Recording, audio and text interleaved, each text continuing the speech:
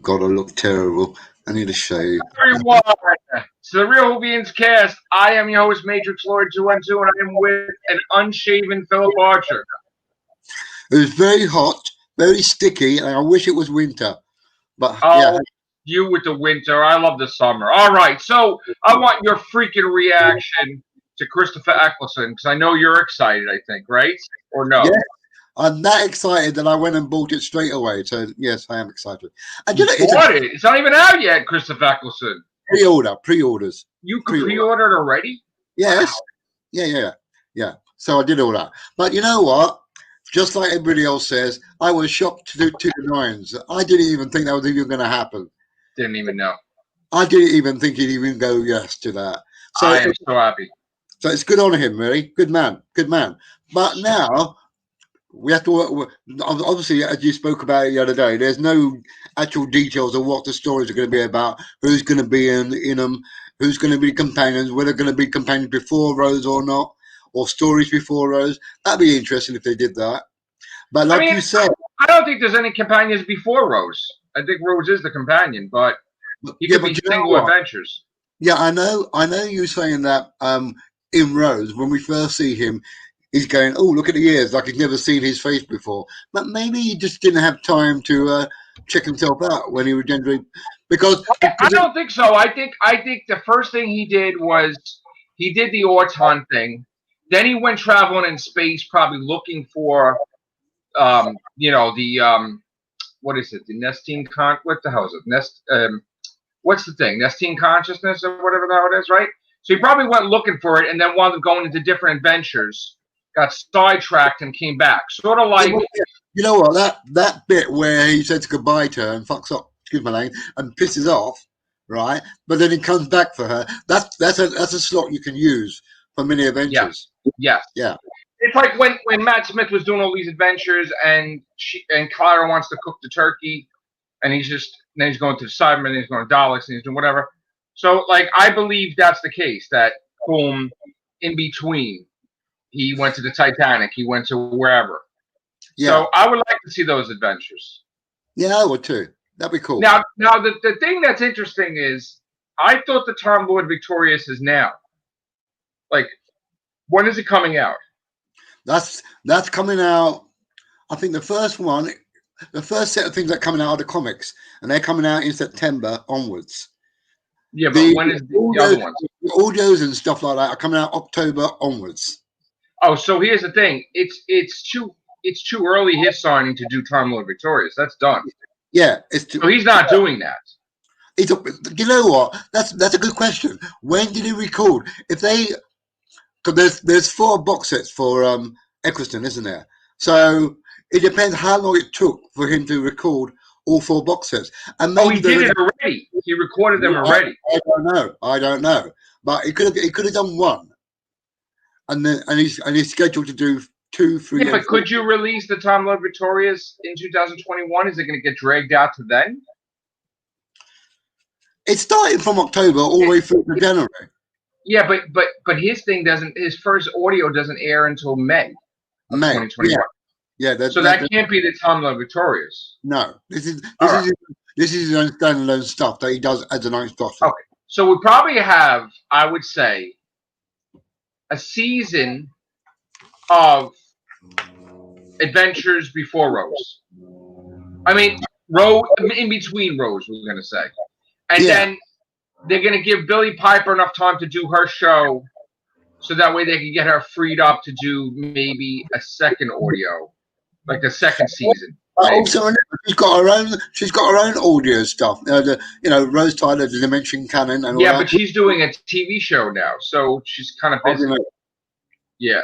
So, like, I'm wondering if she has to appear with him. Maybe Captain Jack also. Yeah, that's very feasible. They're gonna have to do that. So yeah. Could be a season by himself, season with Billie Piper, season with Billie Piper and John Barrowman, or just John Barrowman or whatever. Yeah.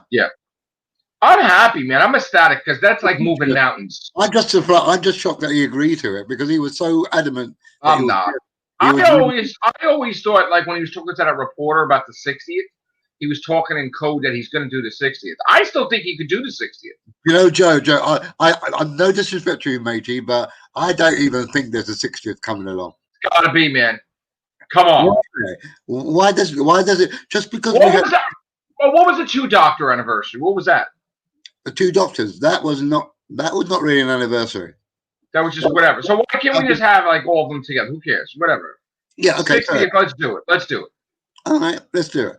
But you so know now, what? if we could sign Chris Fackleson, we could sign Matt Smith and Peter Capaldi. There is that. I mean, if they could if they kept this quiet for so long, who's to say they're keeping Capaldi and Smith quiet until they're ready to? All I know is Chibnall better up his game, man, because everybody's looking at the other stuff. They don't give a rat's about this timeless crap.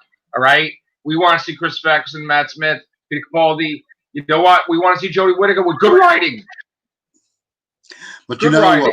Good writing might be good, but if she can't act out the script, then it's not the writing, it's her. Bro, I'm telling you, it's not her, man. I'm telling you, it's the person that's directing the way she acts. Acting coach, showrunner, direct, whatever. Okay, let's put it this way: it's a 2-way street. Let's put it that way. Listen, if we get new writers, but I'm talking about new writers that are experienced writers, like Mark Gatiss, whatever, people we know, right? Or Neil Gaiman, right? I'm telling you right now, if she does a story for Neil Gaiman won't tolerate that shit. He will make sure she is a fucking bomb, baby, in a good way. The best. There's no way. Well, get rid of her saying "fam" every 5 minutes. Get rid of her waving a Sonic every 2 seconds. Make her a bit more dominating and a bit more. Yeah, there you go. Right. If you could fix all the bits that make her look like she just needs to go away, then yes. I mean, look, the prime example, right, Joe? Right. Was when Joe Martin came along and played that doctor, the other doctor. Did she not overshadow? Absolutely. There you go. Absolutely. There you go. In fact, it goes to prove that Chibnall can't do 2 big story arcs at the same fucking time, because the fans are going to choose one and not the other. And the overall consensus was that there were Doctor Who fans that dropped off, but when they saw Fugitive of the Jadoon, they loved it. Yeah, even people that hated Jodie as a doctor loved Joe Martin. Yes. So and that's a very bad thing. When you got your guest actor being loved more than the actual lead actor, then you got a problem. Well, that's why we have to up Jodie, and they have to. This is it. This is the last hurrah, I guess, or the last 2 hurrahs. And I know you've been upset that people are saying that she's regenerating at the end of season 13. I know. No, I know. not the end of season 13. They're going on to say she's regenerating in this special, which she's not. That's what I'm aggravated about. Oh, it's not serious. No, they're going out there and they're saying at the end of Revolution of Daleks she's regenerated. I'm like, what are you talking about? She said she could do series 13. So that's what I'm up in arms about. Oh dear. Because we know for a fact that she's doing series 13. She said it. BBC said it. Chibnall said it. How much more evidence do you need? The BBF&C said it. Jodie's got 1 more season. So what are you talking about? Okay, 1 more season to the end of 13 then. I mean, this is the thing. Here's the problem, okay? Yeah. All my loved fellow Whovian friends, okay? And I understand that people want her gone. Some of them that are my friends. I get it. I understand that. I want Chibnall gone, right? I can't get my way, right? Yeah. But at what lengths do you go to speak your mind about wanting Jodie Whittaker gone? Do you flat out blatantly lie the day after the news breaks a rumor that she's got a contract extension? Do you flat out blatantly lie all over Twitter? Then you start doing videos on that lie. Hang on. Why do you do that? Well, hang on. First things first. Let me just tackle the extinction thing. Where did that originally come from, and where is it in like? Morris put all over the place that Jodie Whittaker's song is ending. Jodie Whittaker's regenerating. Putting Revolution of the Daleks flat out all over Twitter. So because he's respected, because he finds missing episode, because he has a following, all his followers are like, "Oh my god!" But you don't ever take anything like that unless it comes. I understand that, but doesn't he have a responsibility to that he has that power to not lead people in the wrong direction? Yeah, but he's being like anybody who wants to be spurious about. But he's making it like it's fact. So what happens is people are like, "Oh, Philip Morris said it. It's true." So then they all go up. Now some people know he's lying, flat out. Yeah. And I was told this. I was told, "Hey, man, this is what's going on. He's lying. We know it. He's trying to spam Twitter because he's trying to get back at the J-bots. They call it Jodie fans. So he wants to drown out the news that there's a contract extension with Series 13, and we're all going along with it." And I'm like, "But I broke the news about the contract extension. She's drowning out my shit." Right? So I'm like, all right, but no, I know. But the thing is, like, but why do that? Like, to me, like, I cannot tell people what to do, right? But I wouldn't fucking do that. I wouldn't do a blatant lie to my people. Even if I was like, at some point in time, you have to understand, if you're against something, you still have to be objective. You still have to, if you cover the news, you still have to cover the news. You can't just cover the news that's related to your opinion. So if you start shying away from actual news that Jodie Whittaker is re-signed, and you bury it because you don't want her to be re-signed, and you only go into the rumors that say she's gone, you're not being a journalist. You're not being, telling the truth. The news. You're gonna get that sort of thing anyway because it's a seesaw effect. You've got some people. What I'm saying, if you want to claim that you cover Doctor Who news, you can't like only cover news that suits you. You got to cover all the Doctor Who news. Like it doesn't matter. Like I may not watch Big Finish, but I'm covering Big Finish news. I mean, listen to Big Finish. Like. I may not like stuff going on, but like if there's news about it, I have to cover it for Doctor Who or even anything for everything show, like entertainment. Yeah, anything. Movies, this and that. Right. Yeah. I may not like something about like, all right, this thing's getting a sequel, whatever, So I just have an issue, and I talk with some people, and I don't get it. Why create the thumbnail of her regenerating? Why, if you know it's flat out a lie? Do you do it for the views and the subs? Because to me, I have principles. I have morals. I'm like, but at the end of the day, no matter what people post or make videos about, it's down to the viewer to believe it or not. Right, but here's the thing: it confuses the viewer that's not in tune with every day, and they drop in once a week, and they're like looking at this shit, and they're thinking, "Oh, this is gospel. This is the way it is." They just assume. They just don't even look in. Nobody's that naive. There are naive people. Yeah, there isn't. Right? Everybody's got a brain cell somewhere, so it's not a problem. What you do is fine, and what you report is fine, and your viewers and fans will accept that. What someone else says, right? Let them worry about their own stuff. Don't worry about it. I mean, if you choose to believe it, you choose to believe it. If you choose not to, you choose not to. It's not a problem. People should be ecstatic that Christopher Eccleston's back. I mean, it's extinction in the streets type of thing. I mean, I honestly, they don't understand how rare this is. The guy was never it was almost like never coming back. It's like to get him to come back, then anything is possible with Doctor Who, with actors, with anything. I mean, you know what I'm saying? Like that's what I'm saying. I understand that you got a big hope that he'll jump into the 60s, but even if he doesn't, he's still back anyway. Yeah, exactly. So even if he does, let him walk first before he can run. Before you say something like he'll be in. No, I understand. Yeah. I understand. But you're right though. It's big news. It's wonderful. I'm glad he's relented. Look how long it took for them to get Tom Baker. That took a long time to get Tom. Yeah. And then he eventually said, "Yeah, all right, I'll do it." So there you go. Right.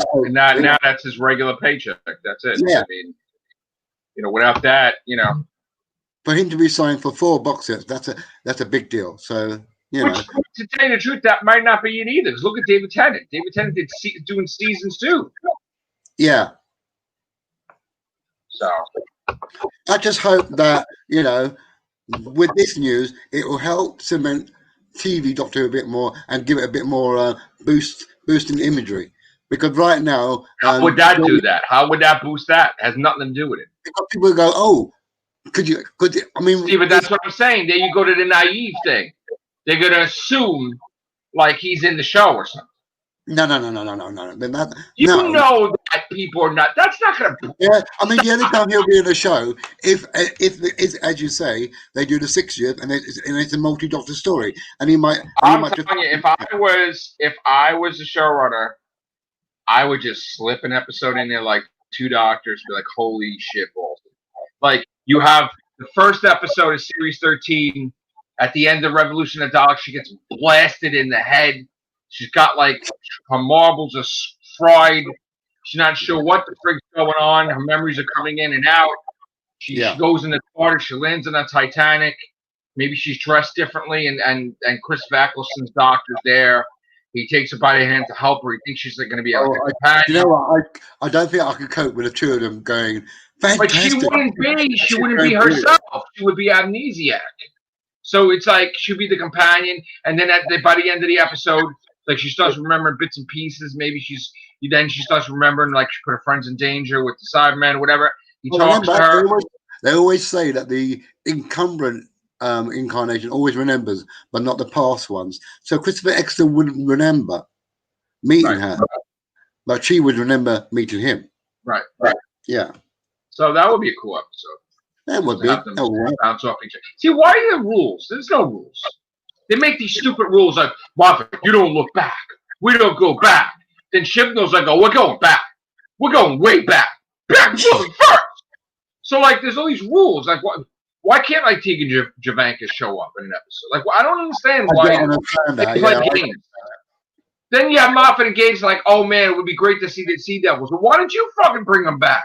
Like, what's your problem? I don't understand.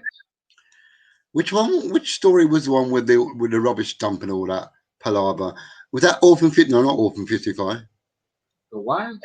Which one in Jodie's last season, where you could have had the Sea Devils in it? Which one was that? Oh, that was that stupid Praxis shit. Oh yeah, Praxis. Yeah, that's the one. Yeah, that's bullshit. That could have easily been a Sea Devils story to a T. Don't know what I do. Yeah. It's opportunities like that make you wish, I know. I you know what? After teasing us so long, I want the damn Sea Devils. Yeah. That's it. So, and one more thing. I know David Tennant came back with his podcast, season 2, interviewing people. I would suggest he interview John Sim, because that would be really nice on his podcast. I would love to hear that. I know he's doing Jim Parsons is the first episode of season 2, I guess. So get on that, David Tennant. All right. Or even Catherine. Did he interview Catherine Tate? I don't know. I believe he already has. I'm not sure. Yes. Okay. Yeah. I think he already has. I'm not sure. Okay. I can't swear to that. I know he interviewed Jodie Whittaker. All right. We're getting out of here. Thank you, guys. Take care. Bye for now. Thank you.